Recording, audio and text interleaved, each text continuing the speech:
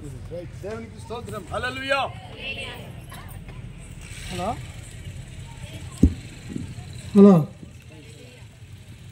ఇక్కడ ఉన్న క్రిస్టియన్ కుటుంబ సభ్యులందరికీ శుభాకాంక్షలు తెలియజేస్తా ఉన్నా. వాస్తవానికి ఇక్కడ ఎంతోమంది వస్తారని ఆశించినాం, కానీ ఉన్న క్రిస్టియన్ సభ్యులు కూడా పూర్తి స్థాయిలో రానందుకు ఎంతో బాధగా ఉంది. సరే, ఏదేమైనా కూడా మన గొప్పతనం గురించి చెప్పుకోవాలి కావచ్చు. వాస్తవానికి చాలా ప్రమాదంలో ఉంది క్రిస్టియానిటీ భారతదేశంలో. ఎందుకు ప్రమాదంలో ఉందంటే, ఒక మతం నుండి ఒక మతంకు చేరితే రిజర్వేషన్ అనేది ఎత్తివేసే పరిస్థితి ఉన్నది. అంటే వేరే మతం నుండి వేరే మతం చేరితే రిజర్వేషన్ ఎత్తివేసే పరిస్థితి లేదు, కానీ క్రిస్టియన్స్కి మతానికి చేరితేనే రిజర్వేషన్ ఎత్తివేసే పరిస్థితి ఉన్నది. ఇప్పుడు సిక్కులు ఉన్నారు. ఎగ్జాంపుల్, ఒక హిందూ సిక్కులోకి పోతే వాళ్ళు ఎస్సీలే ఉంటారు. ఒక హిందూ ఎస్సీ వాళ్ళు ముస్లిం పోతే వాళ్ళు ఎస్సీనే ఉంటారు.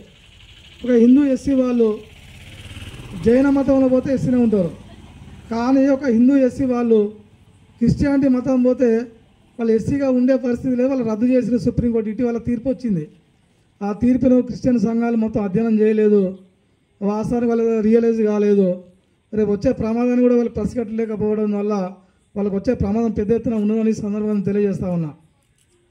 అంటే ఇక్కడ మీరు అర్థం చేసుకోవాల్సింది ఏంటంటే, హిందూ మతంలో ఉన్న వాళ్ళు ఆ హిందూ మతంలో ఉన్న అవమానం తట్టుకోలేక, ఆ హిందూ మతంలో ఉన్న అరాచకాలను తట్టుకోలేక, ఆ మతంలో ఉన్న అసాంఘిక చర్యలను తట్టుకోలేక ఇతర మతంలో చేరుతూ ఉన్నారు.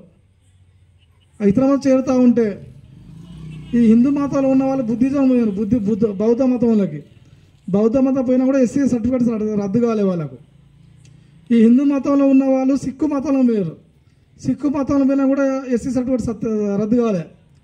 ఇదే హిందూ మతంలో ఉన్న వాళ్ళు జైన మతంలో పోయారు, కానీ ఎస్సీ సర్టిఫికేట్స్ రద్దు కాలే. కానీ మీరు గమనిస్తలేరు, కానీ హిందూ మతంలో ఉన్న వాళ్ళు క్రిస్టియన్ మతంలో చేరితే ఎస్సీ సర్టిఫికేట్ మొత్తం రద్దు చేసారు. మొన్న 10 రోజుల కిందనే సుప్రీంకోర్టు జడ్జిమెంట్ ఇచ్చింది.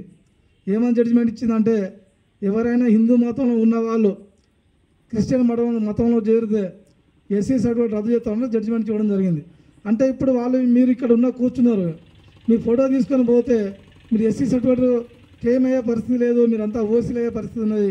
దాన్ని ఖండించే దగ్గర, దాన్ని రియలైజ్ దగ్గర మన వాళ్ళు క్రిస్టియన్ వాళ్ళు వెనకబడిపోయి భారతదేశం మొత్తం ఈరోజు క్రిస్టియన్లు మొత్తం వెనకబడిపోయి దాని మీద పెద్ద ఎత్తున ఉద్యమాలు జరిగినా కూడా ప్రభుత్వాలు స్పందిస్తలేరంటే మీరు రేపు ఎస్సీ సర్టిఫికేట్ మీరు మాదిగా ఎస్సీ అనే సర్టిఫికేట్ కోల్పోయే పరిస్థితి ఉన్నది.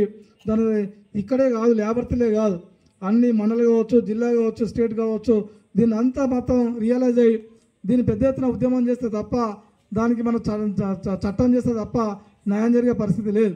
మరి దీన్ని పోవాలంటే పార్లమెంట్లో చట్టం కావాలి. పార్లమెంట్లో చట్టం కావాలంటే అన్ని రాష్ట్రాలలో ఈ ఉద్యమం జరగాలి. బీజేపీ ప్రభుత్వం మీద వ్యతిరేకంగా ఉద్యమం జరిగితే తప్ప మీకు వేరే ఎస్సీ సర్టిఫికేట్ వచ్చే పరిస్థితి లేదు. ఇప్పుడు ఎవరైనా వచ్చి ఈ క్రిస్టియానిటీకి వ్యతిరేకంగా ఉన్న వాళ్ళు మీ ఫోటోలు తీసుకొని పోయి వీళ్ళు ఎస్సీలు కాదంటే ఎస్సీలలో వచ్చే రిజర్వేషన్ కావచ్చు, ఎస్సీలలో వచ్చే సంక్షేమ పథకాలు కావచ్చు, ఎస్సీలలో వచ్చే అన్ని పథకాలు కావచ్చు, మీకు వచ్చే పరిస్థితి లేదు. అది లేబర్తే కాదు, అన్ని గ్రామాలు గ్రహిస్తలేదు, పాస్టర్లు గ్రహిస్తలేరు, క్రిస్టియన్ గ్రహిస్తలేరు, వాళ్ళు రియలైజ్ లేరు. రియల్ కాకపోవడం వల్లనే ఈరోజు మీకు అన్యాయం జరుగుతుందని, ఈ అన్యాయాన్ని పసిగట్టాలంటే మీరంతా రియలైజ్ కావాలని సందర్భంగా తెలియజేస్తూ ఉన్నా. ఈ సమస్య ఒక్క లేబర్తే కాదు, మనలో వర్ధనపేట మండలం కాదు, మొత్తం యావత్ భారతదేశం మొత్తం సుప్రీంకోర్టు మొన్ననే జడ్జిమెంట్ ఇచ్చింది. ఎవరైనా క్రిస్టియన్ మతంలో చేరితే మీ ఎస్సీ సర్టిఫికేట్ రద్దు చేస్తామని స్పష్టంగా సుప్రీంకోర్టు చెప్పడం జరిగింది. సుప్రీంకోర్టు చెప్తే సుప్రీంకోర్టు అంటే పెద్ద ఏది లేదు, అది పార్లమెంట్లో చట్టం చేయాలి. పార్లమెంట్లో చట్టం చేయాలంటే మన ప్రభుత్వాలు అనుకూలంగా ఉండాలి, పెద్ద ఎత్తున ఉద్యమం చేయాలి మీరు. కానీ ఎక్కడ ఉద్యమం చేయలేదు. ఈ సమస్య, ఈ విషయాన్ని ఎవరు అర్థం చేసుకోవట్లేదు. ఈ విషయాన్ని అర్థం చేసుకొని మీరు, ఎందుకంటే మన పక్క మతాలు ఎవరైతే ఉన్నారో, హిందువులలో ఉన్న వాళ్ళు ముస్లింలో చేరిన, హిందువులలో ఉన్న వాళ్ళు బౌద్ధ మతంలో చేరిన, హిందువులలో ఉన్నవాళ్ళు మన సిక్కు మతంలో చేరిన, హిందువులలో ఉన్నవారు జైన మతంలో చేరిన, హిందువులలో ఉన్నవారు లేదా బుద్ధిజంలో చేరిన వాళ్ళందరికీ ఎస్సీ సర్టిఫికెట్లు వస్తూ ఉన్నాయి. కానీ హిందువులలో ఉన్నవాళ్ళు క్రిస్టియన్ మతంలో చేరితే మాత్రం మీకు ఎస్సీ సర్టిఫికెట్ వచ్చే పరిస్థితి లేదు. సుప్రీంకోర్టు ప్రత్యక్షంగా మొన్నటికి మొన్న జడ్జిమెంట్ ఇవ్వడం జరిగింది. ఆ జడ్జిమెంట్ మీద ఎవరు ఒక్కరు కూడా క్రిస్టియన్ సంఘాలు కావచ్చు, క్రిస్టియన్లో ఉన్న పెద్ద పెద్ద పాస్టర్లు కావచ్చు, పెద్ద పెద్ద వాళ్ళు కావచ్చు, ఎవరు కూడా స్పందించలేదు. భవిష్యత్తులో మీరు ఎక్కడైనా ప్రార్థన చేసినా కూడా, ఎక్కడన్నా చర్చలో పోయినా కూడా, ఎక్కడ ఇట్లా మీటింగ్లు పెట్టినా కూడా మీ ఎస్సీ సర్టిఫికేట్ రద్దయ్యే పరిస్థితి ఉన్నది. దాన్ని గమనించాల్సిందే. గమనించి మీకు మీరు రియలైజ్ అయ్యి మీరు పెద్ద ఎత్తున ఉద్యమం చేస్తే తప్ప మనం రేపు రిజర్వేషన్ కోల్పోయే పరిస్థితి ఉన్నది. దాన్ని గమనించాల్సిన ఈ సందర్భంగా తెలియజేస్తా ఉన్నా. కానీ ఈ రాష్ట్ర ప్రభుత్వాలు లేదా ఈ కేంద్ర ప్రభుత్వాలు గమనించట్లే.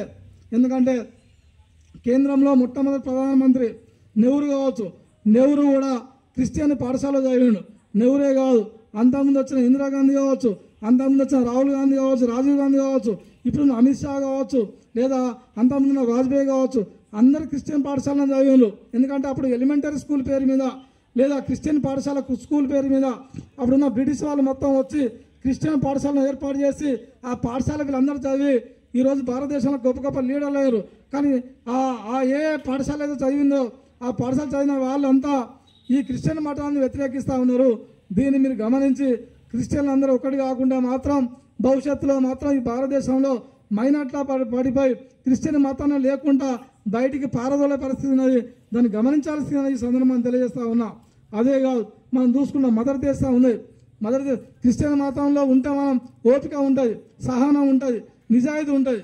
ఎందుకంటే మదర్ తెరెసా ఒకరోజు ఏం చేసిందంటే ఆమె ఆ కుష్టి రోగులు ఎవరైతే ఉన్నారో కుష్టి రోగుల కోసం సేవ చేయడానికి ఆ కుష్టి రోగుల ఆశ్రమం వెళ్ళింది ఆమె మదర్ తెరెసా. వెళితే ఒక పెద్ద ఇంటర్నేషనల్కి సంబంధించిన ప్రెస్ వాళ్ళు వచ్చారు. మదర్ తెరెసా నువ్వు కుష్టి రోగులకు సేవ ఏం చేస్తున్నామని మదర్ తెరెసాని అడిగారు. వాళ్ళు క్వశ్చన్ అడిగితే మదర్ తెరెసా ఏం చెప్పిందంటే లేదు నాకు ఈ కుష్టి రోగులు అంటే నాకు చాలా ఇష్టము, వీళ్ళకే నేను భోజనం పెడతా, వీళ్ళకే నేను వాళ్ళ సేవ చేస్తానని చెప్పింది.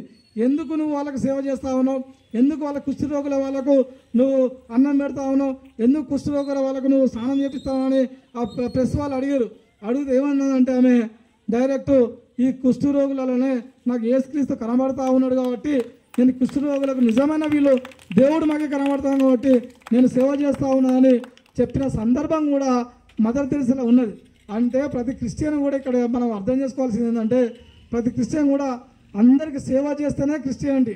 ఒట్టిగానే వచ్చి ప్రార్థన చేస్తే, ఒట్టిగానే వచ్చి మన ఎక్కడైతే చర్చిలు ఉన్నాయో చర్చిలలో పొద్దున్న కూర్చొని ప్రార్థన చేస్తే, ఒట్టిగానే పొద్దున్న కూర్చొని మన పాస్టర్ చెప్పిన బైబిల్ చదివితే, ఒట్టిగానే పాస్టర్ చెప్పేటి అన్నీ వినిపోతే అది కాదు. మన మనసులో నిజాయితీ ఉండాలి. మన మనసులో ఆ దేవుడు అనే ఆ వ్యక్తి మన మనసులో ఉంటేనే, ప్రక్క వ్యక్తికి సాయం చేయాలనే ఉద్దేశం ఉంటేనే అప్పుడే నిజమైన క్రైస్తవులు అని మన ఇక్కడ నమ్మే పరిస్థితి ఉండదు తప్ప వేరే పరిస్థితి ఉండదు. వాస్తవానికి తెలియదు.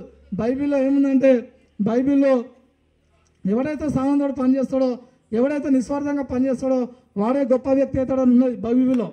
అది మీరు గమనించాలి. ఈ భారతదేశంలో రాజ్యాంగం ఉన్నది. రాజ్యాంగంలో దాదాపు 50% రాజ్యాంగం ఈరోజు బైబిల్లోని తీసుకోవడం జరిగింది. బైబిల్లో తీసుకున్న రాజ్యాంగం ప్రపంచ దేశాలలో గొప్ప రాజ్యాంగం. ప్రపంచ దేశాల్లో గొప్ప రాజ్యాంగం అని ఈ రాజ్యాంగం బైబిల్ నుండి 50% తీసుకున్నామంటే మీరు అర్థం చేసుకోవాలి. అంటే ప్రపంచాన్ని మొత్తం ఈరోజు క్రిస్టియన్ మతమే పరిపాలిస్తుంది అనే విషయాన్ని మీరు అర్థం చేసుకోవాల్సిందిగా ఈ సందర్భంగా నేను తెలియజేస్తా ఉన్నా. అదే కాదు, ఈ దేశం ఈ ప్రపంచంలో మీరు చూస్తారు అబ్రహాం లింకన్ అన్నాడు. అబ్రహాం లింకన్ ఒక చెమర్ కుటుంబానికి సంబంధించిన వ్యక్తి. చెమర్ కుటుంబం అంటే ఒక మాదిగ కులానికి సంబంధించిన వ్యక్తి. మాదిగ కులానికి సంబంధించిన వ్యక్తి ఎన్నికల్లో పోటీ చేస్తే ఆయన బైబిల్ చదివిండు. ఆయన క్రిస్టియానిటీ మతం తీసుకున్నాడు. క్రిస్టియానిటీ మతం తీసుకున్న అబ్రహాం లింకన్ ఎక్కడ అదరలే బెదరలే. క్రిస్టియన్ మతం బైబిల్ చదివిండు కాబట్టి ఆయన ధైర్యంతో ముందుకు పోయాడు. 11 సార్లు కార్పొరేటర్కు, వార్డు మెంబర్కు, సర్పంచ్కి పోటీ చేసినా కూడా అబ్రహాం లింకన్ అమెరికాలో ఓడిపోవడం జరిగింది. 11 సార్లు ఓడిపోయిన ఆయన సహనంతో, ఓపికతోటి, నిజాయితీతోటి ఉన్నాడంటే అది బైబిల్ చదివిన కాబట్టి ఉన్నాడు. చివరిగా నేను పరీక్షించకుండా అని లాస్ట్కు అమెరికా ప్రెసిడెంట్కు పోటీ చేసిన అబ్రహాం లింకన్ అత్యధిక మెజార్టీ తోటి ఆయన క్రిస్టియానిటీ బైబిల్ చదివిన కాబట్టి ఈరోజు గెలిచిందనే విషయాన్ని మీరు గమనించాల్సిన నేను ఈ సందర్భంగా తెలియజేస్తా ఉన్నా. అదే కాదు, రైట్ సోదరులు ఉన్నారు. రైట్స్ అంటే విమానాన్ని కనుగొన్నారు. ప్రపంచంలో విమానం అంటే మీకు తెలుసు, గాలిలో ఎగిరే విమానం. గాలిలో ఎగిరే విమానం అంటే ప్రపంచ దేశాలలో కొన్ని వేల కొన్ని లక్షల విమానాలు ఉన్నాయి. ఆ లక్షల విమానాలకు ఇప్పుడు ఢిల్లీ ఉంది. మన హైదరాబాద్ నుంచి ఢిల్లీ పోవాలంటే ట్రైన్లో పోతే 24 గంటలు 26 గంటలు పడుతుంది. కానీ అదే ఫ్లైట్లో పోతే జస్ట్ 1 అవర్ ఒకటే గంటల ఫ్లైట్లో పోవచ్చు. ఆ ఒకటే గంటల ఫ్లైట్లో పోవాలనే విషయాన్ని ఎవరు కనుగొన్నారంటే రైట్ బ్రదర్స్.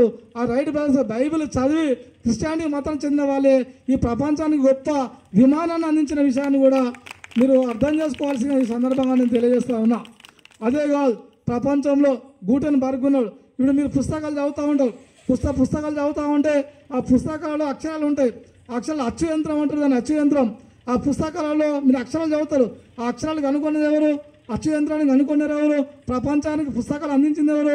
ప్రపంచానికి బైబిల్ అందించింది ఎవరు? ప్రపంచానికి అనేక గ్రంథాలు అందించింది ఎవరు అంటే గూటెన్బర్గ్ అంటారు.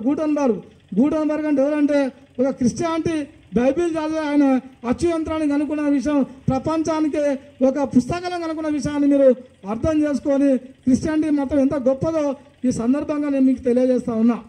అదే కాదు, ఒక గూటెన్బర్గే కాదు, ఒక అబ్రహం లింకనే కాదు, ఒక స్టాలిన్ చూసుకోండి. స్టాలిన్ అంటే రష్యా మొట్టమొదటి ప్రెసిడెంట్. అక్కడ రష్యాలో మొట్టమొదటి ప్రెసిడెంట్ ఒక చమర్ కుటుంబానికి సంబంధించిన వ్యక్తి. చమర్ కుటుంబానికి సంబంధించిన వ్యక్తి అంటే అర్థం ఏంటిది? ఒక మాదిగ కుటుంబానికి సంబంధించిన వ్యక్తి. ఆయన క్రిస్టియన్ మతం కాబట్టి రష్యాలో పెద్ద విప్లవం వచ్చింది. విప్లవం వచ్చిన తర్వాత రష్యా పెద్ద దేశం ప్రపంచంలోనే.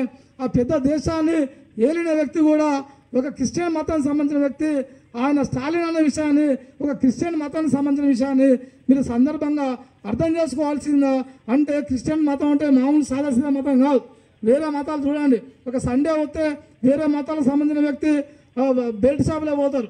ఒక సండే వస్తే వేరే మతాలకు సంబంధించిన వ్యక్తి బార్ షాపులో పోతారు. ఒక సండే వస్తే వేరే మతాలకు సంబంధించిన వ్యక్తి వేరే ఎంజాయ్ కోసం మటన్ తీసుకొచ్చుకుంటారు. ఒక సండే వస్తే వేరే మతాలకు సంబంధించిన వ్యక్తి చికెన్ తీసుకొచ్చుకుంటారు. కానీ క్రిస్టియన్ మతాలకు వచ్చే సంబంధించిన వ్యక్తి సండే వచ్చిందంటే నిజాయితీగా నిక్కచ్చతోటి స్నానం చేసి కొత్త బట్టలు వేసుకొని చర్చికి పోయి నిస్వార్థంగా ప్రార్థన చేస్తారంటే అంతకన్నా గొప్పనైన మతం మనకి ఏముంటుందో మీరు అర్థం చేసుకోవాల్సిందిగా ఈ సందర్భంగా నేను తెలియజేస్తా ఉన్నా. అదే కాదు, మన మనసులో ఉండాలి. మన మనసులో ఏముండాలి? మనం నిజాయితీగా ఉండే తప్ప ఎట్టిగానే మనం చర్చిలకు పోయి ప్రార్థన చేస్తే మసీదులకు ప్రార్థన చేస్తే కాదు. అంబేద్కర్ ఒకటే చెప్పాడు. అంబేద్కర్ ఏం చెప్పాడంటే నువ్వు నిజాయితీగా ఉండే తప్ప, నువ్వు రాజ్యాధికారం వస్తే తప్ప నీ హక్కులను సాధించుకోలేమని చెప్పారు. మీ హక్కులు మొత్తం కోల్పోయారు. ఇప్పుడు క్రిస్టియానిటీ హక్కులు మొత్తం కోల్పోయారు.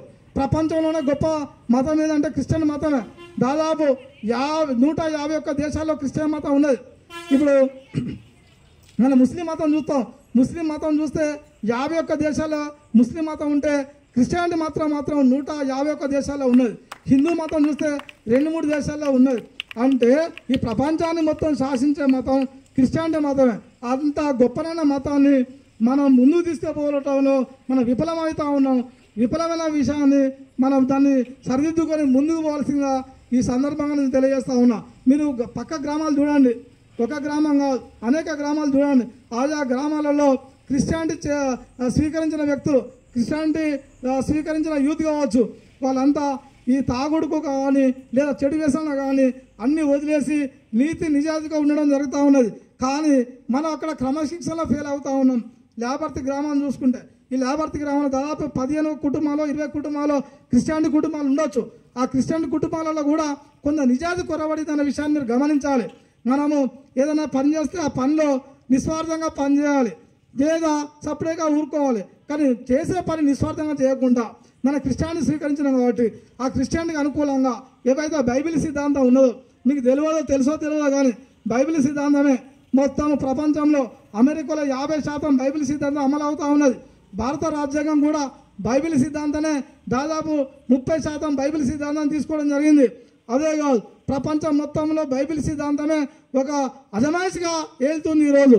కానీ మనం మాత్రం ఆ బైబిల్ సిద్ధాంతాన్ని ఒట్టిగానే చర్చిలకు పోయి వచ్చి ప్రార్థన చేసి ఉంటాను అని తప్ప దాన్ని స్పష్టంగా స్వీకరించడంలో మన వైఫల్యం చెందుతున్న విషయాన్ని మీరు గమనించాలని ఈ సందర్భంగా తెలియజేస్తా ఉన్నా. వైఫల్యం చెందుతా ఉన్నామంటే మనము ఇప్పుడు మీరు బైబిల్ని చదివితే లేదా క్రిస్టియన్ మతం అంటే ఓపిక ఉంటుంది, క్రిస్టియానిటీ మతంలో ఉంటే నిజాయితీ ఉంటుంది, క్రిస్టియానిటీ మతంలో ఉంటే క్రిస్టియానిటీ మతంలో ఉంటే మనకు సంబంధించిన అన్ని రకాలుగా మనం ఈ ప్రపంచాన్ని ఏలే పరిస్థితి ఉన్నది. ఎందుకంటే మన క్రిస్టియన్ మతంలో ఉన్నా కూడా వచ్చే అవకాశాలు యూజ్ చేసుకోవట్లేదు, వచ్చే అవకాశాలు మనం వినియోగించట్లేదు, వచ్చే అవకాశాలు మనం సరిదిద్దుకోవట్లేదు. అవి సరిదిద్దుకొని వచ్చే అవకాశాలు వినియోగించుకొని మనం ముందుకు పోవాలి తప్ప. ఎందుకంటే ప్రపంచమే మొత్తం క్రిస్టియన్ మతాన్ని ఆదర్శంగా తీసుకొని ఈరోజు ముందుకు పోతా ఉన్నది. అంబేద్కరే చూడండి, అంబేద్కర్ లండన్లో చదువుకున్నాడు, ఒక క్రిస్టియానిటీ యూనివర్సిటీలో చదువుకున్నాడు. అంబేద్కర్ అమెరికాలో చదువుకున్నాడు, క్రిస్టియానిటీ యూనివర్సిటీలో చదువుకున్నాడు. అంబేద్కరే కాదు, ఈ దేశంలో ఉన్న నెహ్రూ కావచ్చు, మహాత్మా గాంధీ కావచ్చు, వల్లభాయ్ పటేల్ కావచ్చు, పెద్ద పెద్ద నాయకులు కావచ్చు, వాళ్ళందరూ చరిత్ర చదవండి. వాళ్ళందరూ క్రిస్టియానిటీ పాఠశాలలో చదివే ఈరోజు గొప్ప గొప్ప వ్యక్తులైన విషయాన్ని మీరు గమనించాల్సిన కోరుతా ఉన్నా. అది కాదు, ఇప్పుడు ఉన్న భారతదేశంలో ఉన్న సెంట్రల్ మినిస్టర్స్ చూడండి, వాళ్ళు బీజేపీ ప్రభుత్వం కావచ్చు, బీజేపీ ప్రభుత్వం కూడా అమిత్ షా కావచ్చు, లేదా నిర్మలా సీతారామన్ కావచ్చు, లేదా మన మోడీకి సంబంధించిన వాళ్ళ అన్నదమ్ముల కుటుంబాలు కావచ్చు, లేదా ఇంకా అనేక మంది సెంట్రల్ మినిస్టర్లో ఉన్న వాళ్ళు కావచ్చు, వివిధ ఎన్డీఏ ప్రభుత్వానికి సంబంధించిన అందరూ ఉండవచ్చు. వాళ్ళంతా క్రిస్టియానిటీకి సంబంధించిన బ్రిటన్లో ఉన్న యూనివర్సిటీలు, అమెరికాలో ఉన్న యూనివర్సిటీలు, లేదా జపాన్లో ఉన్న యూనివర్సిటీలు, జర్మన్లో యూనివర్సిటీలలో చదువుతూ ఉన్నారు తప్ప వేరే సంబంధించిన యూనివర్సిటీలో చదువుతున్నారంటే క్రిస్టియానిటీ సంబంధించిన పవర్ఫుల్ ఈ దేశంలో ఎంత ఉన్నదో మీరు అర్థం చేసుకోవాల్సిందిగా ఈ సందర్భంగా తెలియజేస్తా ఉన్నా. మొత్తం ప్రపంచాన్ని మనం చూసుకుంటే రెండు మతాల మధ్య యుద్ధం జరుగుతూ ఉన్నది. అది క్రిస్టియానిటీ మతం ఒకటి, మన ముస్లిం మతం ఒకటి. ఇప్పుడు మన హిందూ మతానికి వస్తే హిందూ మతం ఇక్కడ మనకు సంబంధించిన నేపాల్ కావచ్చు, భారతదేశం కావచ్చు, మనకు సంబంధించిన మలేషియా కావచ్చు, ఇక్కడ చిన్న చిన్న దేశాలలో హిందూ మతం ఉంది. కానీ ప్రపంచం మొత్తం మాత్రం ముస్లిం మతం ప్లస్ వర్సెస్ క్రిస్టియన్ మతం మధ్య యుద్ధం జరుగుతూ ఉన్నది. రాజ్య అధికారం కోసం, ప్రపంచ అధికారం కోసం ఈ రెండు మతాల యుద్ధం జరుగుతూ ఉన్నది. రెండు మతాల యుద్ధం జరిగేది ఏంటంటే ముస్లిం మతము ఇరాన్, ఇరాక్, దుబాయ్, దీనికి సంబంధించిన 51 దేశాలు వాళ్ళు లీడ్ చేస్తూ ఉన్నారు. కానీ క్రిస్టియానిటీ మతానికి సంబంధించిన వాళ్ళు బ్రిటన్ కావచ్చు, అమెరికా కావచ్చు, జర్మనీ కావచ్చు, జపాన్ కావచ్చు, వీళ్ళంతా లీడ్ చేస్తూ ఉన్నారు. అది రెండు మతాలకు సంబంధించిన యుద్ధం జరుగుతూ ఉంటే చివరికి మాత్రం క్రిస్టియన్ మతమే ఈ ప్రపంచాన్ని మొత్తం లీడ్ చేస్తుందన్న విషయం, ప్రపంచంలోనే గొప్పలైన మతం అది క్రిస్టియన్ మతం అనే విషయాన్ని మీరు గమనించాల్సిందని నేను కోరుతా ఉన్నా. అదే కాదు, మొత్తం జనాభా లెక్కలు తీస్తే భారతదేశంలో క్రిస్టియన్ మతం ఎంతమంది ఉన్నారని, హిందూ మతం ఎంతమంది ఉన్నారు, ముస్లిం మతం ఎంతమంది ఉన్నారని, లేదా వేరే మతాలు ఎంతమంది ఉన్నారని లెక్కలు తీస్తే ఈ ప్రభుత్వాలు ఏం చేస్తారంటే తప్పుడు లెక్కలు తీస్తూ ఉన్నాయి. క్రిస్టియానిటీ వాస్తవానికి ఎంత మతం దాదాపు 100కు క్రిస్టియానిటీ వాళ్ళు 10 నుండి 20% మధ్య ఉంటారు. కానీ లెక్కలు తీస్తే ఏమున్నాయంటే అలా కేవలం 2%, 100కు 2 క్రిస్టియానిటీ ఉన్న లెక్కలలో ఉన్నది, ఆఫీసర్ లెక్కలలో. ముస్లిం ఎంతమంది ఉన్నారంటే ఈ దేశంలో ముస్లింలు 100కు 10% ఉన్నారని ముస్లిం లెక్క ఉన్నది. బుద్ధిస్టులు ఎంతమంది ఉన్నారంటే ఈ దేశంలో బుద్ధిస్టులు 100కు 3 ఉన్నారని ఉన్నది. అంటే క్రిస్టియన్లు ఎక్కువ ఉన్నా కూడా క్రిస్టియన్ లెక్కలలో ఈ ప్రభుత్వాలు తక్కువ చూసి క్రిస్టియానిటీలను తొక్కివేయాలని, క్రిస్టియానిటీలను నష్టం చేయాలని ప్రభుత్వాలు జనాభా లెక్కలలో తక్కువ చూపించి క్రిస్టియానిటీ లెక్కలను మొత్తం వాళ్ళు దాదాపు మన గ్రామం చూసుకోండి. ఇప్పుడు మొత్తం గ్రామంలో దాదాపు సరే 2000, 3000 ఓట్లు ఉంటే దాదాపు 300-400 మంది క్రిస్టియన్లు ఉంటారు. కానీ మొత్తం గ్రామాలను లెక్క చూసినా కూడా ఈ రాష్ట్రంలో తెలంగాణ రాష్ట్రం కావచ్చు, లేదా భారతదేశం కావచ్చు, దాదాపు 10% క్రిస్టియన్స్ ఉంటారు. 10% లెక్కలు చూపించకుండా క్రిస్టియన్లను మోసం చేయాలని, క్రిస్టియన్లను మొత్తం దగా చేయాలని, క్రిస్టియన్లను మొత్తం తొక్కివేయాలని, క్రిస్టియన్ జనాభా కేవలం 2%, 1% ఉన్నదని తప్పుడు లెక్కలు చూపిస్తా ఉంది ప్రభుత్వం. ఈ ప్రభుత్వాలు మొత్తం రాష్ట్ర ప్రభుత్వం కావచ్చు, కేంద్ర ప్రభుత్వం కావచ్చు, ఈ క్రిస్టియన్లను నాశనం చేస్తుందన్న విషయాన్ని మీరు పసిగట్టకపోవడం వల్ల ఈ క్రిస్టియానిటీని మొత్తం హక్కులను అరాచకాలకు గురవుతారన్న విషయాన్ని మీరు గమనించాలని నేను తెలియజేస్తా ఉన్నా. అంతెందుకు, ఇప్పుడు మీరు ఇక్కడ కూర్చున్నారు, క్రిస్టియానికి సంబంధించిన వాళ్ళంతా దాదాపుగా 10 కుటుంబాలు కూర్చున్నాయి. ఈ 10 కుటుంబాల ఫోటో తీస్తే రేపు ఎస్సీ రిజర్వేషన్ మీకు ఎగిరిపోతుంది. ఆ విషయం మీకు తెలియదు. ఎస్సీ రిజర్వేషన్ మీకు రాదు. క్రిస్టియన్ మహాసభలో పాల్గొన్నా, క్రిస్టియన్ చర్చిలకు పోయినా, క్రిస్టియన్ పాస్టర్ తోటి ఫోటోలు దిగినా, క్రిస్టియన్ ప్రార్థన చేసుకున్నా, క్రిస్టియన్ వేషధారణ ఉన్నా కూడా రేపు రిజర్వేషన్లు వచ్చే అవకాశం లేకుండా ఈరోజు సుప్రీంకోర్టు జడ్జిమెంట్ వచ్చిందన్న విషయాన్ని మీరు గమనించాల్సిన కోరుతా ఉన్నా. అదే హిందువులు వేరే సిక్కు మతం అని వాళ్ళ రిజర్వేషన్, ఎస్సీ రిజర్వేషన్ ఉన్నది, లేదా హిందువులు ముస్లిం మతం అని ఎస్సీ రిజర్వేషన్ ఉన్నది, లేదా హిందువులు జైన మతం అని ఎస్సీ రిజర్వేషన్ ఉన్నది. కానీ హిందువులు క్రిస్టియానిటీ మతం పోతే మాత్రం ఎస్సీ రిజర్వేషన్ కాల రాశారు, ఎస్సీ రిజర్వేషన్ లేకుండా చేస్తున్న విషయాన్ని మీరు గమనించకపోవడం వల్ల, మీరు చైతన్యం లేకపోవడం వల్ల, మీరు ఉద్యమాలు చేయకపోవడం వల్ల, మీరు ఉద్యమించడం కూడా పోవడం వల్ల మీరు రిజర్వేషన్ అని కాల రాసిన విషయాన్ని మీరు అర్థం చేసుకోవాల్సిందిగా ఈ సందర్భాన్ని తెలియజేస్తా ఉన్నా. ఇది ఒక లేబర్కి సంబంధించిన విషయం కాదు, వర్ధనపేట మండలం సంబంధించిన విషయం కాదు, వరంగల్ జిల్లాకు సంబంధించిన విషయం కాదు, మొత్తం భారతదేశానికి సంబంధించిన విషయమే. భారతదేశం మొత్తం ఈ క్రిస్టియన్లకు ఎవరన్నా బైబిల్ పట్టుకున్నా, ఎవరన్నా క్రిస్టియన్ పాస్టర్ తోటి ఉన్నా, ఎవరన్నా చర్చిలో పోయినా మీకు ఎస్సీ రిజర్వేషన్ అనేది ఉండకుండా సుప్రీంకోర్టు సాక్షాత్తు మొన్న వారం రోజుల కింద జడ్జిమెంట్ ఇచ్చారు. అంటే ఇప్పుడు మీరు కూర్చున్న క్రిస్టియానిటీ మొత్తం మీరు ఎస్సీలు కాదనే విషయాన్ని గమనించాల్సిందా. దీని మీద పాస్టర్లు స్పందించలేదు, దీని మీద క్రిస్టియన్ సంఘాలు స్పందించలేదు, దీని మీద ప్రజా హక్కుల సంఘం వాళ్ళు స్పందించలేదు, దీని మీద ప్రజలు కూడా స్పందించలేదు. అంటే ఎంత అన్యాయానికి గురవుతారో, ఎంత అవమానానికి గురవుతారో మీరు అర్థం చేసుకోవాల్సిందా ఈ సందర్భంగా తెలియజేస్తా ఉన్నా. ఎంత అరాచకం జరుగుతూ ఉందో, ఎంత అన్యాయం జరుగుతూ ఉందో, ఎంత అవమానం జరుగుతూ ఉందో, ఈ అవమానాన్ని కానీ, ఈ అన్యాయాన్ని కానీ, ఈ అరాచకాన్ని కానీ ఎవరు కూడా అర్థం చేసుకోవట్లేదు. అంటే మనకు చీమ నెత్తులు లేదా, మనకు శక్తి లేదా, మనకు నెత్తులు లేదా, మనకు శక్తి లేదా, ఉద్యమించే శక్తి లేదా. అందుకే మీరు అంతా క్రిస్టియన్స్ ఫ్యామిలీస్ ఎవరైతే ఉన్నారో ఈ ప్రభుత్వాలకు వ్యతిరేకంగా ఉద్యమిస్తే తప్ప మీకు న్యాయం జరిగే పరిస్థితి లేదనే విషయాన్ని మీరు గమనించాల్సిందా ఈ సందర్భంగా నేను తెలియజేస్తా ఉన్నా. ఎందుకంటే దీని ఒక ఉద్యమ రూపంగా రావాలి. మీకు వచ్చింది ప్రమాదం వచ్చింది, ఆ ప్రమాదాన్ని వాళ్ళు పసిగట్టలే, ప్రమాదాన్ని అసలు అర్థం చేసుకోవట్లే, ఆ ప్రమాదాన్ని మీరు చదవట్లే, ఆ ప్రమాదాన్ని మీకు చదివితే జీర్ణించుకోలేరు, మీరు చదివితే ఉండలేరు. వాస్తవానికి ఇక్కడ ఉన్న వాళ్ళ ఫోటోలు తీస్తారేమో, ఈ ఫోటోలలో ఉన్న వ్యక్తులంతా క్రిస్టియన్ మతము కాబట్టి వీళ్ళకి ఎస్సీ రిజర్వేషన్ తొలగిస్తారు. ఎస్సీ రిజర్వేషన్ తొలగిస్తారంటే మీ పిల్లలకు రిజర్వేషన్ రావు, మీకు ఉద్యోగాలు రావు, మీ పిల్లలకు ఉద్యోగాలు రావు, మిమ్మల్ని భూములు రావు. రేపు మీకు మీ ఎస్సీ కేటగిరీ కింద ఏవైతే లోన్లు వస్తా ఉన్నాయో లోన్లు వచ్చి కూడా వచ్చే పరిస్థితి లేదు. అంటే ఇంత అన్యాయం జరిగినా కూడా, ఇంత అక్రమం జరిగినా కూడా అక్కడ మొత్తం పాస్టర్ సంఘాలు స్పందించలేదు, క్రిస్టియన్ సంఘాలు స్పందించలేదు. ఎందుకు స్పందిస్తలేవో మరి. అదే బౌద్ధ మతంలో ఉన్న వాళ్ళకు రిజర్వేషన్లు వస్తూ ఉన్నాయి హిందువులు, అదే సిక్కు మతంలో ఉన్న వాళ్ళకు రిజర్వేషన్లు వస్తూ ఉన్నాయి, అదే జైన మతంలో ఉన్న వాళ్ళకు రిజర్వేషన్లు వస్తూ ఉన్నాయి, అదే జుడాయిజంలో ఉన్న మతం వాళ్ళకు రిజర్వేషన్లు వస్తూ ఉన్నాయి. ఈ ప్రపంచంలో అనేక మతాలు ఉన్నాయి, ఆ మతంలో ఉన్న వాళ్ళకు రిజర్వేషన్లు వస్తూ ఉన్నాయి. కానీ ఒక మాదిగ వాళ్ళు కావచ్చు, ఒక మాల వాళ్ళు కావచ్చు, ఒక బీసీ కుమ్మరి వేరే మేదర్ వాళ్ళు కావచ్చు, ఎవరైనా క్రిస్టియానిటీ మతంలో చేరితే వాళ్ళ రిజర్వేషన్ ఈ ప్రభుత్వాలు రద్దు చేస్తూ ఉన్నాయి, సుప్రీంకోర్టు రద్దు చేస్తూ ఉన్నాయి. దాని మీద క్వశ్చన్ చేయకుంటే, దాని మీద పార్లమెంట్లో చట్టం రాకుంటే దీన్ని సవరించే అవకాశం లేదు. కాబట్టి మీరు అందరూ చైతన్యం కావాలి. లేకుంటే మాత్రం మీ పిల్లలకు మీరు వచ్చే భవిష్యత్తులో పిల్లలు చదువుకున్నా కూడా రిజర్వేషన్ లేవు, మీ పిల్లలు చదువుకున్నా రేపు డాక్టర్లు అయ్యే అవకాశం లేదు, మీ పిల్లలు చదువుకున్నా రేపు ఇంజనీర్లు అయ్యే అవకాశం లేదు, మీ పిల్లలు చదువుకున్నా కూడా రేపు గ్రూప్ 1 గ్రూప్ 2 నౌకర్లు వచ్చే అవకాశం లేదు. ఎందుకంటే క్రిస్టియన్లు దిగితే మాత్రం రిజర్వేషన్లు రద్దు చేస్తాను అని ప్రభుత్వమే చట్టం చేసింది, సుప్రీంకోర్టు జడ్జిమెంట్ ఇచ్చింది. కాబట్టి మీకు ఎట్టి పరిస్థితుల్లో రిజర్వేషన్లు వచ్చే అవకాశం లేదు. దీని మీద మీరు భవిష్యత్తులో ఉద్యమించాల్సిందిగా ఈ సందర్భంగా తెలియజేస్తా ఉన్నా. అదే కాకుండా డాక్టర్ బాబాసాహెబ్ అంబేద్కర్ అనేక రకాలుగా చెప్పడం జరిగింది. ఆయన పెద్ద ఎత్తున ఉద్యమం చేసినప్పుడు క్రిస్టియన్ మతంలో చేరమని బ్రిటిష్ వాళ్ళు వచ్చి డాక్టర్ బాబాసాహెబ్ అంబేద్కర్ను బ్రతిమాడడం జరిగింది.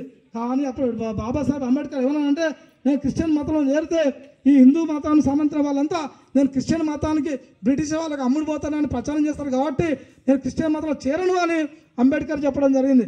చివరికి అన్ని ఆలోచించి, అన్ని అధ్యయనం చేసి, అనేక మత గ్రంథాలు చదివి, పురాణం, బైబిలు, భగవద్గీత, దిగినిక మొత్తం అన్ని మతాలకు సంబంధించిన గ్రంథాలను మొత్తం చదివి చివరకు డాక్టర్ బాబాసాహెబ్ అంబేద్కర్ లాస్ట్కు అన్ని మతాలతో ఎక్కడ పోయినా కూడా నేను అమ్ముడు పోయినా పేరు తెస్తారు కాబట్టి నేను బౌద్ధ మతంలో పోతానని ఒక దాదాపు 50 లక్షల మందితోటి బౌద్ధ మతంలో చేరిన ఘనత డాక్టర్ బాబాసాహెబ్ అంబేద్కర్కు ఉన్నది. అంటే క్రిస్టియన్ మతంలో చేరిన ఒక ఎస్సీ చేరని, క్రిస్టియన్ మతంలో చేరిన ఒక ఎస్టీ చేరని, క్రిస్టియన్ మతంలో చేరిన ఒక బీసీ చేరని, క్రిస్టియన్ మతంలో చేరిన ఒక ఓసీ చేరని. ఎందుకు చేరుతారు క్రిస్టియన్ మతంలో? ఈ హిందూ మతంలో అవమానం జరుగుతూ ఉంది కాబట్టి. ఎందుకు చేరుతారు క్రిస్టియన్ మతంలో? హిందూ మతంలో మిమ్మల్ని గుళ్ళకు రానిస్తలేరు.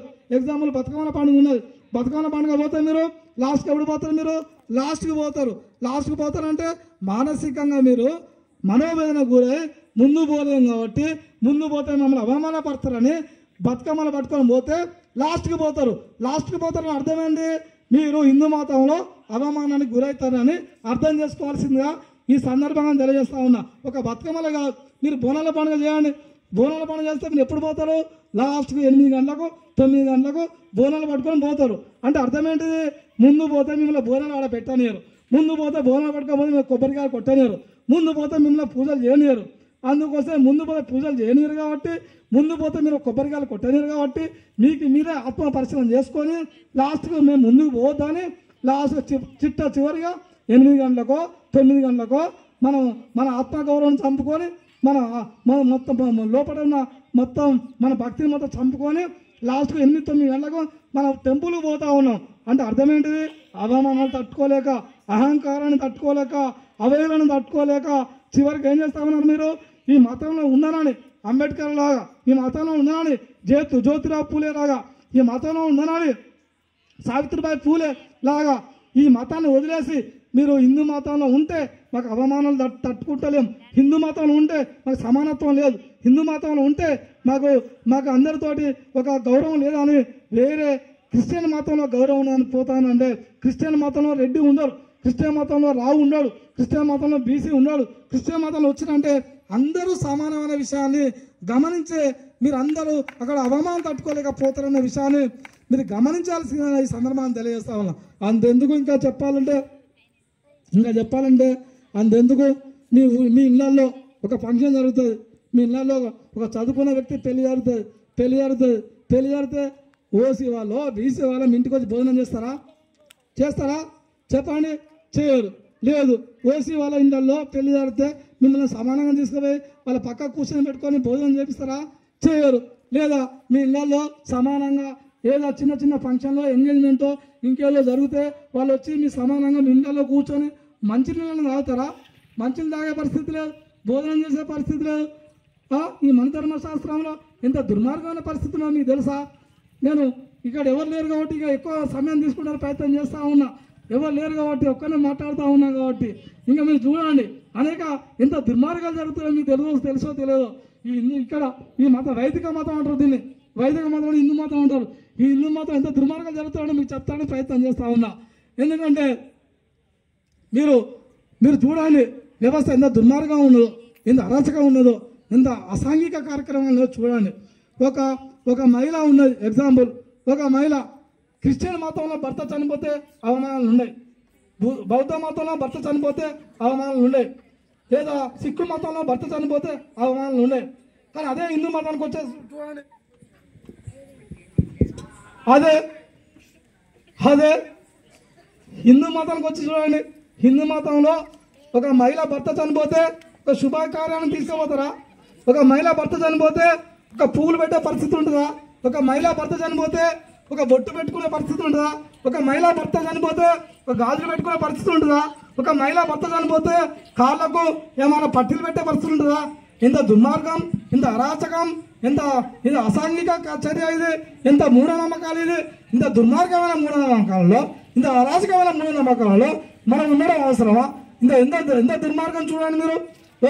ఒక మహిళకు పిల్లలు పెట్టకుంటే శుభకార్యాన్ని తీసుకోపోరు, ఒక మహిళ భర్త చనిపోతే శుభకార్యంగా తీసుకోపోరు, ఒక మహిళ భర్త చనిపోతే గాజులు పెట్టుకోనియరు, ఒక మహిళ భర్త చనిపోతే బొట్టు పెట్టుకోనియరు, ఒక మహిళ భర్త చనిపోతే పువ్వులు పెట్టుకోనియరు, ఒక మహిళ భర్త చనిపోతే కలరు శారీస్ కట్టుకోనియరు. ఇంతకన్నా దుర్మార్గం ఉంటుందా? ఇంతకన్నా మూఢనమ్మకాలు ఉంటాయా? ఇంతకన్నా వ్యవస్థ భ్రష్టపట్ట వ్యవస్థ ఉంటుందా? ఇంత భ్రష్టపట్ట వ్యవస్థలో, ఇంత మూఢనమ్మకాలు ఉన్న వ్యవస్థలో ఉండడం అవసరమా? ఈ అవమానం తట్టుకోలేకనే, ఈ అసాంఘిక కార్యక్రమాలు తట్టుకోలేకనే మహిళలందరూ, వృద్ధులందరూ, లేదా అసాంఘిక కార్యక్రమాలకు వ్యతిరేకంగా పనిచేసే వాళ్ళందరూ ఈ మతాన్ని వదిలి వేరే మతంలోకి పోతున్న విషయాన్ని మీరు గమనించాల్సిందిగా ఈ సందర్భంగా నేను తెలియజేస్తా ఉన్నా. అదే కాదు, ఇంకా మాట్లాడుతున్నా, అదే కాదు, మీరు చూడండి వేదకాలం ఎంత దుర్మార్గం జరిగిందో. వేదకాలంలో ఎవరైనా ఈ చిన్న కులాలకు సంబంధించిన వాళ్ళు చదివితే, అరే నువ్వు చదువుతావారా, నీకు చదువుకుంటానికి హక్కు లేదురా, నువ్వు చదువుతావని నాలికను ఎవరైతే మనం చదవటానికి ప్రయత్నం చేస్తామో నాలికను కత్తితోటి తెగవలసారు. ఎవరైనా తెలివిని వింటే ఈ సమాజంలో తెలివిని వింటే, అదే నువ్వు తెలివిని వింటే ఎవరైనా చిన్న కుల పోలి అని తెలివిని విన్న వాళ్ళను సలసల కాగే సీసాన్ని చెవులలో పోసిరు, నువ్వు తెలివిని వినొద్దా. అదే కాదు, ఎవరన్నా నువ్వు తెలివిని చూస్తే కళ్ళతోటి నువ్వు తెలివిని చూస్తావురా అని నీ కళ్ళను కనుగుడ్లను కత్తులతోటి కనుగుడ్లను కోసేసిన దుర్మార్గమైన చరిత్రలతో బయటపడ్డారు. ఆ దుర్మార్గమైన చరిత్రను బ్రిటిష్ వాళ్ళు ఈ దేశానికి వచ్చిన తర్వాత బ్రిటిష్ వాళ్ళంతా క్రిస్టియానిటీకి సంబంధించిన వాళ్ళు కాబట్టి అరే అయ్యో పాపం ఈ దేశంలో ఒక భర్త చనిపోతే భార్య పోయి చితిమంటల్లో కాలిపోవాలా, ఇది ఒక భర్త చనిపోతే భార్య పోయి అదే భర్త చనిపోయిన ఆ చితి మంటల్లో ఆ కాటి మీద భార్య చనిపోవాలా, అయ్యో ఈ దుర్మార్గం అలా చనిపోవద్దని బ్రిటిష్ వాళ్ళు చట్టం చేయడం జరిగింది. బ్రిటిష్ వాళ్ళు చట్టం చేస్తే అయ్యో సతీ సహగమనం అంటారు, అంటే భర్త చనిపోతే భార్య కూడా చనిపోవాలి. సతీ సహగమనానికి వ్యతిరేకంగా బ్రిటిష్ వాళ్ళు చట్టం చేస్తే అప్పుడున్న ఈ దేశంలో ఉన్న బ్రాహ్మణులంతా లేదు లేదు మేము భర్త చనిపోతే మా భార్యలు వచ్చి మా చితి మీద కాలి చచ్చిపోవాలి వచ్చిందని వాళ్ళు ఉద్యమం చేసిన చరిత్ర, ఈ దుర్మార్గమైన చరిత్ర ఈ భారతదేశంలో ఉన్నది. అంటే చదివినా కూడా నాలుక తెగోసేది, చూసినా కూడా కనుగుడ్డు పీకేసేది, విన్నా కూడా చెవులలో సలసలగాగే సీసాలు పోసేది. ఇంత దుర్మార్గమైన మతాన్ని మనం ఈసడించుకొని ఈ దుర్మార్గమైన ఈ వ్యవస్థలో ఉండేక లాస్ట్కు అంబేద్కర్ కావచ్చు, జ్యోతిరావు పూలే కావచ్చు, పేరియర్ రామసాయి కావచ్చు, ఈ దేశంలో ఉన్న పెద్ద పెద్ద మేధావులు ఉద్యమాలు చేసి ఈ దేశాన్ని సంస్కరించాలని, ఈ దేశంలో ఒక కనువిప్పు కలిగించాలని, ఈ దేశంలో ఒక మానవ పరివర్తన తీసుకురావాలని ఉద్యమాలు చేసి మనం ఈ రోజు బస్టాండ్లో కూర్చొని మాట్లాడుకుంటున్నాం అంటే అది అంబేద్కర్ దయ. ఈ రోజు బస్టాండ్లో కూర్చొని మాట్లాడుకుంటున్నాం అంటే అది యేసుక్రీస్తు దయ. ఈ రోజు బస్టాండ్లో కూర్చొని మాట్లాడుకుంటాం అంటే అది పాస్టర్ల దయ. ఈ రోజు బస్టాండ్లో కూర్చొని మాట్లాడుకుంటాం అంటే అది అనేక మంది క్రిస్టియన్ల దయ అనే విషయాన్ని మీరు గమనించాల్సిందా ఈ సందర్భంగా నేను తెలియజేస్తా ఉన్నా. దీనికి అందరి కారణం ఏంటంటే మనం చర్చిలో పోయి ప్రార్థన చేస్తా కాదు, లేదా మీటింగ్లకు వచ్చి కూర్చొని చప్పట్లు కొడితే కాదు, మన మనసులో ఉన్న మానవీయాన్ని పోగొట్టాలి. మనకన్నా మా ఆత్మ అభిమానాన్ని మనం అభిమానించాలి. ఆత్మ అభిమానాన్ని అభిమానించకుంటే భవిష్యత్తులో మనం తేలిపోతాం. నువ్వు బైబిల్ చదవండి, పూర్తిగా మీరు బైబిల్ చదివి అర్థమవుతుంది. మీకు బైబిల్ చదువుకున్న పిల్లలు ఉన్నారు ఇక్కడ, చదువుకున్న మేధావులు ఉన్నారు ఇక్కడ. మీరు బైబిల్ చదవండి, మీరు బైబిల్ చదివితే ఒక లీడర్ అవుతారు. ఎందుకంటే అబ్రహాం లింకన్ బైబిల్ చదివిండు, ప్రపంచాన్ని ఏలే ఒక అమెరికా దేశానికి అధ్యక్షుడు అబ్రహాం లింకన్ అండి. అంటే ఇది బైబిల్ చదివిండు కాబట్టి అబ్రహాం లింకన్ అమెరికాలో అధ్యక్షుడు అయ్యిండు. అదే కాదు ఒక మదర్ తెరెసా ఉంది. మదర్ తెరెసా ప్రపంచానికి గొప్ప వ్యక్తిగా భారతరత్న అవార్డు తీసుకుందంటే బైబిల్ చదివింది కాబట్టి అవార్డు తీసుకున్న విషయాన్ని మీరు అర్థం చేసుకోవాల్సిన సందర్భంగా తెలియజేస్తా ఉన్నా. అందుకే బైబిల్ చదివితే ఒక లీడర్ అవుతారు, బైబిల్ చదివితే ఒక నిజాయితీ కలిగిన వ్యక్తులు అవుతారు, బైబిల్ చదివితే ఒక సహనం వస్తుంది మీకు, బైబిల్ చదివితే మీకు ఒక చిత్తశుద్ధి వస్తుంది, బైబిల్ చదివితే ఒక పట్టుదల వస్తుంది, బైబిల్ చదివితే మీరు మీ జీవితాన్ని మార్చేస్తుందనే విషయాన్ని మీరు గమనించాల్సిందిగా ఈ సందర్భాన్ని తెలియజేస్తా ఉన్నా. బైబిల్ చదివిన వ్యక్తి క్రిస్టియన్ కాదు, బైబిల్ చదవని వ్యక్తి ఒట్టిగానే పోయి ఆ చర్చిలో కూర్చొని అర్ధ గంట సేపు కూర్చొని భజన చేసి చప్పలు కొడితే అది క్రిస్టియానిటీకి అర్థం కాదు. బైబిల్ చదివిన వ్యక్తి అనేక విషయాల్లో రాడితేలి సమాజానికి సమాధానం చెప్పే విషయంలో, సమాజానికి ఆదర్శంగా ఉండే విషయంలో ఉండాలి తప్ప బైబిల్ చదివి మీరు ఇంటికి వెళ్తే అది సమాజానికి ఆదర్శంగా ఉండదు అనే విషయాన్ని మీరు గమనించాల్సిందా ఈ సందర్భంగా తెలియజేస్తా ఉన్నా. మీకు తెలియదు ఈ దేశంలో లేడీస్ మహిళలు ఎవరైతే ఉన్నారో మహిళలు చదువుకోవద్దని ఈ వైదిక మతంలో ఉన్న కొంతమంది పెద్దలు తీర్మానం చేయడం జరిగింది. వైదిక మతం వ్యతిరేకంగా జ్యోతిరావు పూలే భార్య సావిత్రిబాయి పూలే మహిళలు ఎందుకు చదువుకోవద్దని మొట్టమొదటిసారిగా 1848 సంవత్సరంలో ఈ దేశంలో మొట్టమొదటి మహిళా పాఠశాల ఏర్పాటు చేసింది. మహిళా పాఠశాల ఏర్పాటు చేస్తే మహిళలు చదువుకోవద్దని అప్పుడున్న బ్రాహ్మణులు ఆమె మీద టమాటాలు వేసారు, ఆమె మీద కోడిగుడ్లు వేసారు, నువ్వు చదువు చెప్పొద్దు.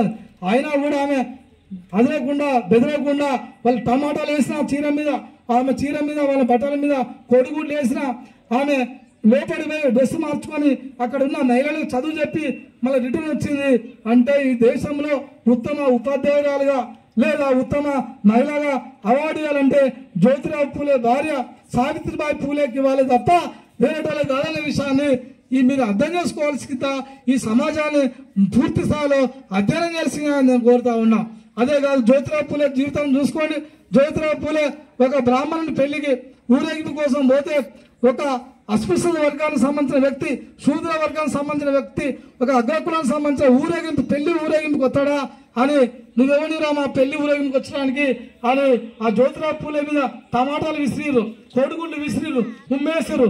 లాస్ట్గా అది భరించలేక టమాటాలు విసిరితే భరించలేక, కోడిగుడ్లు విసిరితే భరించలేక ఉమ్మేస్తే భరించలేక లాస్ట్కు సమాజ సమానత్వం కావాలని ఒక బీసీ వర్గానికి సంబంధించిన జ్యోతిరావు పూలే హిందూ మతాన్ని వదిలేసి పెద్ద ఎత్తున ఈ దేశంలో ఒక ఉద్యమం తీసిన వ్యక్తిగా జ్యోతిరావు పూలేను తీసుకోవాల్సిందిగా ఈ సందర్భంగా నేను తెలియజేస్తా ఉన్నా. అప్పుడు అంబేద్కర్ను మీరు డాక్టర్ బాబాసాహెబ్ అంబేద్కర్ మీరు ఈ దేశానికి రాజ్యాంగం రాశారు కదా, ఈ దేశానికి మొత్తం ఎస్సీ ఎస్టీ బీసీ హక్కుల కోసం రిజర్వేషన్ కల్పించారు కదా, మీరు మా క్రిస్టియన్ మతం రండి, దయచేసి రండి అని అంబేద్కర్ని బతిలాడిన ఎవరు? బ్రిటన్ వాళ్ళు ఈ దేశాన్ని పరిపాలించారు. అప్పుడు డాక్టర్ బాబాసాహెబ్ అంబేద్కర్ ఏం చెప్పారంటే, నేను క్రిస్టియన్ మతం వస్తే నేను మీ క్రిస్టియన్ మతానికి అమ్ముడిపోయిన నేను ప్రచారం చేస్తాను, నేను అసలు ఏ మతం వాళ్ళని అధ్యయనం చేస్తానని ఆయన క్రిస్టియన్ బైబిల్ని చదివిండు, ఆయన ముస్లిం ఖురాన్ చదివిండు, ఆయన మొత్తము హిందూ మతానికి సంబంధించిన భగవద్గీత చదివిండు, అదే ఆయన మొత్తము అన్ని మతాలకు సంబంధించిన గ్రంథాలను చదివి చివరిగా లేదు నేను బౌద్ధ మతం పోతా, బౌద్ధ మతంలో న్యాయం ఉన్నది, బౌద్ధ మతం ధర్మం ఉన్నది, లాస్ట్కు సమానత్వం కోసం బౌద్ధ మతంలో పోయిన గొప్ప వ్యక్తిగా డాక్టర్ బాబాసాహెబ్ అంబేద్కర్ని తీసుకోవచ్చు. అంబేద్కర్ చెప్పాడు, ఒకటే చెప్పాడు, క్రిస్టియన్ మతంలో ఉన్న 50% ఈ భారత రాజ్యాంగంలో తీసుకున్నా, కానీ నేను క్రిస్టియన్ మతంలో పోతే ఇక్కడ ఉన్న హిందూ మతోన్మాదులు నన్ను క్రిస్టియన్ మతానికి అమ్ముడిపోయిన ప్రచారం చేస్తారు కాబట్టి నేను పోను అని చెప్పి లాస్ట్కు బౌద్ధ మతం స్వీకరించిన విషయాన్ని మనం గమనించాలని ఇది చెప్తా ఉన్నా. అట్లే కాదు, ఇప్పుడు హిందూ మతానికి సంబంధించిన పెద్ద పెద్ద వ్యక్తులు ఎవరున్నా, మహాత్మా గాంధీ కావచ్చు, నెహ్రూ కావచ్చు, పటేల్ కావచ్చు, లేదా సుస్మిత నిర్మలా సీతారామన్ కావచ్చు, అమిత్ షా కావచ్చు, వీళ్ళ పిల్లలందరినీ చూడు. ఇప్పటికి అంతకుముందు వీళ్ళు క్రిస్టియానిటీ ఎలిమెంటరీ పాఠశాల, డాన్ బాస్కో పాఠశాల, లేదా పాత్పాంట్ పాఠశాల క్రిస్టియన్ పాఠశాల చదువుకున్నారు వీళ్ళంతా. ఇప్పుడు వీళ్ళ పిల్లలు మొత్తం వేరే దేశాలలో ఉన్న బ్రిటన్లో ఉన్న యూనివర్సిటీలు, అమెరికా ఉన్న యూనివర్సిటీలు మొత్తం వీళ్ళు ఆయా యూనివర్సిటీలలో వాళ్ళ పిల్లలు చదివిస్తున్నారంటే క్రిస్టియానికి ఎంత గొప్పతనం ఉంది ప్రపంచంలో మీరు అర్థం చేసుకోవాల్సిందిగా ఈ సందర్భంగా తెలియజేస్తూ, మీరు అందరూ నీతి నిజాయితీతోటి, చిత్తశుద్ధితోటి, ఆత్మ పరిశీలనతోటి మీరంతా బైబిల్ను చదివి ఒక సాటి వ్యక్తిగా సాయం చేయాలని, సాటి వ్యక్తి మీరు ఎంతగానో మీరు చర్చికి పోతే లాభం లేదు, సాటి వ్యక్తి సాయం చేస్తేనే అప్పుడు లాభం జరుగుతున్న విషయాన్ని మీరు గమనించాల్సిందిగా ఈ సందర్భంగా తెలియజేస్తూ, ఈ సందర్భంగా మీరు వచ్చిన అందరికీ పేరున క్రిస్టియానిటీ శుభాకాంక్షలు తెలియజేస్తూ, మీ ఇంతసేపు నా ప్రసంగాన్ని విన్నందుకు మీరు ధన్యవాదాలు తెలియజేస్తూ, ఈ అవకాశం ఇచ్చిన మన పాస్టర్ అరుణ్ పాల్ గారికి కూడా ధన్యవాదాలు తెలియజేస్తూ ఇంతటితో నేను ముగిస్తా ఉన్నా. భవిష్యత్తులో కూడా మీరు ఆ